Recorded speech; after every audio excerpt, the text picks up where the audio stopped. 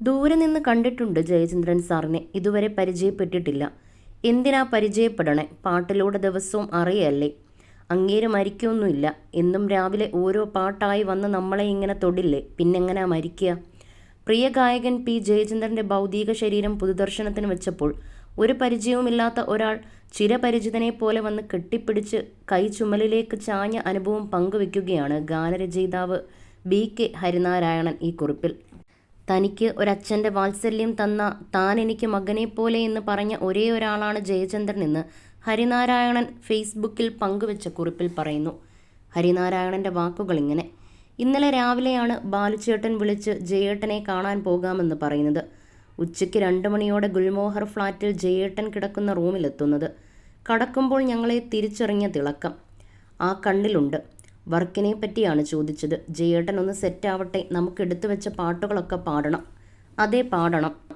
ആ വാക്കുകളിൽ അപ്പോഴും ഒരു നിശ്ചയദാർഢ്യമുണ്ടായിരുന്നു. ജയേട്ടൻ പതുക്കെ ഉച്ചമയക്കത്തിലേക്ക് കടക്കുകയാണെന്ന് തോന്നി. ഞങ്ങൾ യാത്ര പറഞ്ഞിറങ്ങി. അത് ഒടുവിലെ കാഴ്ചയാവുമെന്ന് കരുതിയില്ല. മരണവിവരം അറിഞ്ഞ് അമല ആശുപത്രിയിലേക്കുള്ള യാത്രയിൽ ചിന്തിച്ചത് ഒരൊറ്റ കാര്യമാണ്: എനിക്കാരായിരുന്നു ജയേട്ടൻ? ഒരച്ഛൻ്റെ വാത്സല്യം തന്നൊരാൾ, താൻ എനിക്ക് മകനെപ്പോലെ എന്ന് പറഞ്ഞ ഒരേ ഒരാൾ, സുഹൃത്തിനെപ്പോലെ എന്തും പറയാൻ സ്വാതന്ത്ര്യമുള്ളയാൾ, പഴയകാല മദിരാശി സിനിമയുടെ ചരിത്രങ്ങൾ ഞാൻ കേൾക്കാത്ത ഭാസ്കരൻ മാഷുടെ പാട്ടുകളെല്ലാം പറഞ്ഞു തന്നയാൾ, കാറിലിരുത്തി MSVയുടെയും കണ്ണദാസൻ്റെയും KV മഹാദേവൻ്റെയും പാട്ട് കേൾപ്പിച്ച് ആ പാട്ടുണ്ടായ കഥകൾ പറഞ്ഞു തന്ന ഗുരുനാഥൻ, കൃഷ്ണൻകുട്ടി പൊതുവാളെക്കുറിച്ച്, തൃത്താല കേശവനെക്കുറിച്ച്, GNBയെക്കുറിച്ച്, മണിയയ്യരെക്കുറിച്ച്, അമ്മന്നൂർ മാധവച്ചാക്യാരെക്കുറിച്ച്, കോട്ടയ്ക്കൽ കുട്ടന്മാരാരെക്കുറിച്ച്, പുകഴേന്തിയെക്കുറിച്ച്, ബാബുക്കയെക്കുറിച്ച്, സത്യനെക്കുറിച്ച്, പ്രേം നസീറിനെക്കുറിച്ച്, ശിവാജി ഗണേഷിനെക്കുറിച്ച് വാതോരാതെ സംസാരിച്ചിരുന്ന ആൾ, മുഹമ്മദ് റാഫി എന്ന് പറയുമ്പോൾ കരഞ്ഞിരുന്ന ആൾ, സുശീലാമ്മ എന്ന് പറയുമ്പോൾ രോമാഞ്ചം കൊണ്ടിരുന്ന ആൾ, MSVയിൽ ആവേശം കൊണ്ടിരുന്ന ആൾ, ഭാസ്കരനെയും ജാനകിയെയും ലതാജിയെയും ഇഷ്ടപ്പെട്ടിരുന്ന ആൾ, ഗുരുവായ ദേവരാജൻ മാഷുടെ ചിത്രം വെച്ച പേഴ്സ് കാണിച്ച് അഭിമാനം കൊണ്ടിരുന്നയാൾ,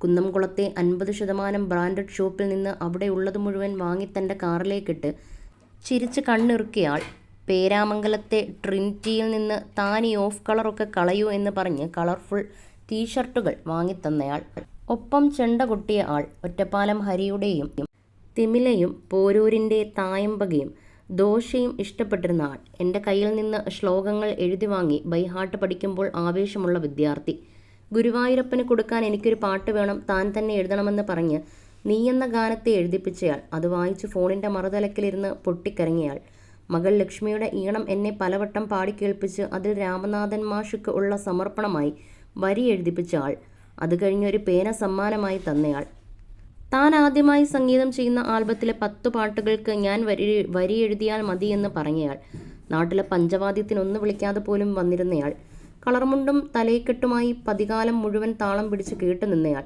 വിഷുവിന് കൈനീട്ടമായി പതിവ് തെറ്റിക്കാതെ ഒരു വിഷുപ്പാട്ടിൻ്റെ എന്ന പാട്ട് പാടിത്തന്നിരുന്നയാൾ, എത്രയോ പാട്ടുകൾ ഫോണിൻ്റെ മറുതലക്കിലിരുന്ന് പാടിത്തന്നയാൾ, ദേവരാജൻ മാഷെ, ദക്ഷിണാമൂർത്തി സ്വാമി തുടങ്ങി ചിറ്റൂർ ഗോപിയേട്ടനെയും ബാലമുരളിയേട്ടനെയും വരെ സുന്ദരമായി അനുകരിച്ചിരുന്നയാൾ, MSVക്കുള്ള ട്രിബ്യൂട്ടായി വലിയൊരു പ്രോഗ്രാം പാലക്കാട്ട് നടക്കുമ്പോൾ അവതാരകനായി കൂട്ടിക്കൊണ്ടു പോയിരുന്ന ആൾ, സുശീലാമ്മയ്ക്ക് അടുത്ത് കൊണ്ടുപോയി നിർത്തി പരിചയപ്പെടുത്തിയ ആൾ. ഇതൊക്കെയാണെങ്കിലും ആരാണെനിക്ക് ജയേട്ടനെന്ന് അറിയില്ല, ജയേട്ടന് ഞാൻ ആരെന്നും അറിയില്ല.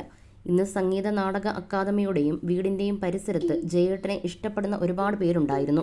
എത്രയോ ദൂരെ നിന്നെത്തിയവർ, എവിടെയും അടയാളപ്പെടുത്താത്തവർ, ഒരു ക്യാമറ കണ്ണിലും പെടാതെ മാവിൻ്റെ മറവിലോ കെട്ടിടത്തിൻ്റെ മറവിലോ നിന്ന് ഏങ്ങി ഏങ്ങി കരയുന്നവർ. അതിലൊരാൾ, ഇതുവരെ കണ്ടിട്ടില്ലാത്ത ഒരാൾ, ചിരപരിചിതനെ പോലെ വന്ന് കൈപിടിച്ചു, പിന്നെ തേങ്ങിക്കൊണ്ട് ചുമലിലേക്ക് ചാഞ്ഞു. ദൂരെ നിന്ന് കണ്ടിട്ടുണ്ട് ജയചന്ദ്രൻ സാറിനെ, ഇതുവരെ പരിചയപ്പെട്ടിട്ടില്ല. എന്തിനാ പരിചയപ്പെടണേ? പാട്ടിലൂടെ ദിവസവും അറിയല്ലേ. അങ്ങേര് മരിക്കൊന്നുമില്ല. എന്നും രാവിലെ ഓരോ പാട്ടായി വന്ന് നമ്മളെ ഇങ്ങനെ തൊടില്ലേ, പിന്നെങ്ങനാ മരിക്കുക? അതേ, എല്ലാത്തിനുമുപരി മരണമില്ലാത്ത ശബ്ദമാണ് ജയേട്ടൻ്റെതെന്നും ഹരിനാരായണൻ കുറിച്ചു.